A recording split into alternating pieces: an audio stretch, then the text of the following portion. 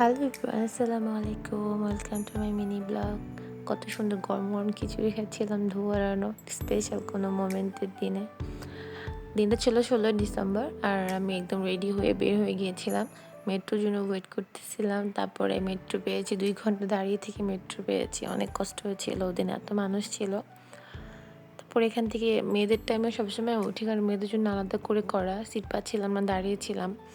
সবাই দাঁড়িয়েছিল। দেন আমি নেমে রিক্সা নিচ্ছিলাম, যাচ্ছিলাম লিজা ভাবির বাসা। আজকে ভাবির বাসায় স্পেশাল দাওয়াত ছিল আমাদের।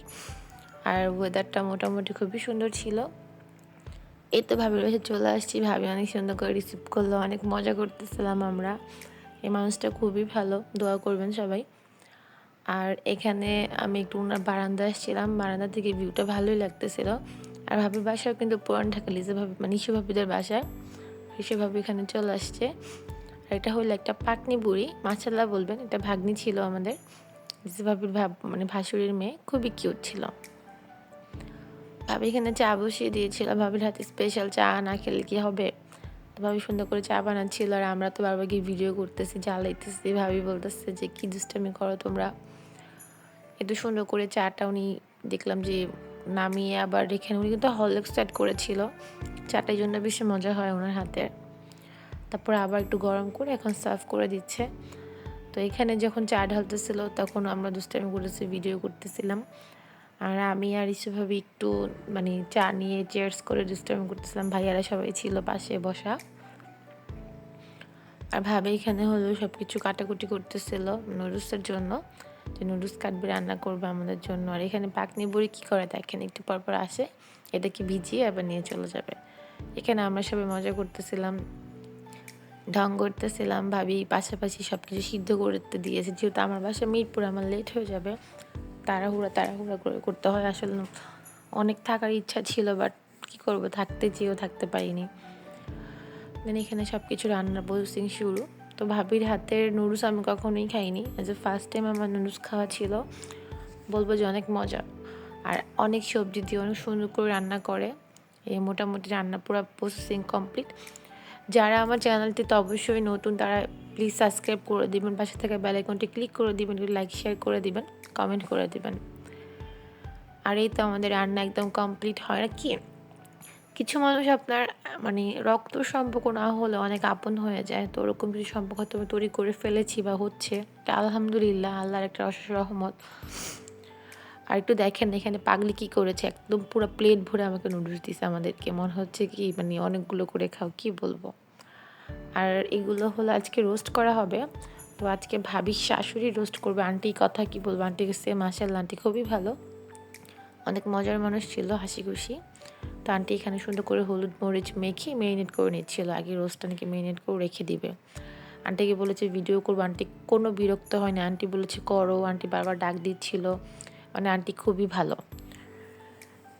আর আন্টি এখানে তেল দিয়ে দিয়েছে রোস্টটা ভাজার জন্য। আর এই জিনিসটা খুব ইন্টারেস্টিং ছিল, গ্লাসের মধ্যে তেল আমি কখনো দেখিনি, যে ফার্স্ট টাইম। খুবই সুন্দর। পুরান ঢাকায় গেলে অনেক কিছু স্পেশাল কিছু দেখা যায়। বললাম না, আপন মানে কিছু মানুষের আপন হতে কিন্তু সময় লাগে না। তো ওরকম কিছু সম্পর্ক আপনার তৈরি করে নিতে হবে যদি আপনার মন মানসিকতা ভালো থাকে।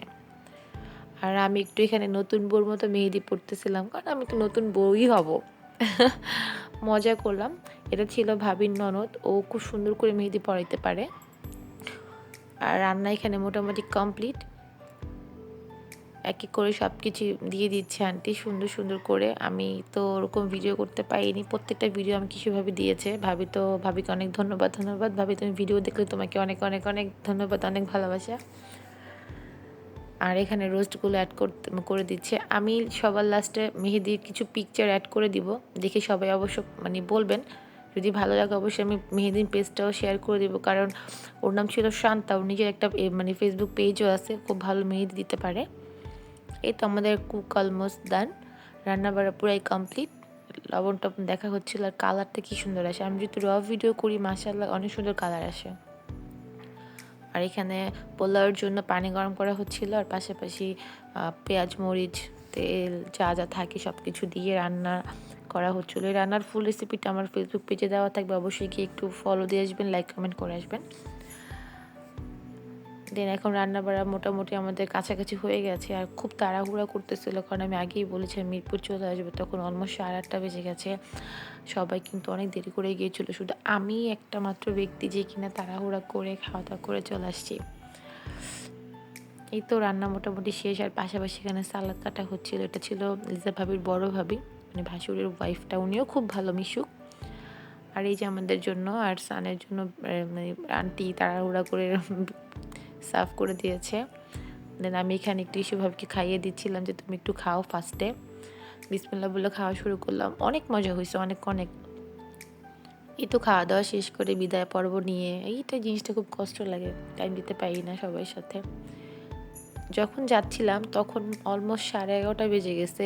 রাস্তার মধ্যে এত মানুষ কেন, আমি না একটু ভয় পেয়েছিলাম। এরপর দেখি মিরপুরের দিকে ঢোকার পরেও প্রচুর মানুষ, পুরো মানুষ হাঁটতেছে রাস্তায়, বুঝি নাই কারণটা আসলে, জানি না কি ছিল। 16 ডিসেম্বর হয়তো বা ছিল। তো আজকের ভিডিওটা এইটুকুই, সবাই ভালো থাকবেন, আমার চ্যানেলটা সাবস্ক্রাইব করবেন, পাশে থেকে বেল আইকনটা ক্লিক করে দিবেন। আর